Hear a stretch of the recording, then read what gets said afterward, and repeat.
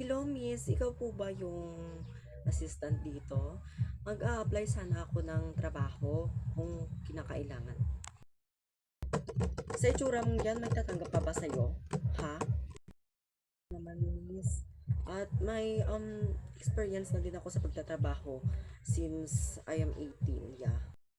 Kung na ang bagay sa'yo. Sa kantin, bagay sa'yo. Doon ka magtrabaho, ang baho mo. Para manahimik ka na. Ako yung boss dito. At bakit mo ako papaalisin? Sabihin mo pa akong mabaho? Well, kaya kitang ipatumba dito sa aking, dito sa iyong tinatrabahuan. Dahil sa iyong kawalang hiyaan. O sige, umalis ka na.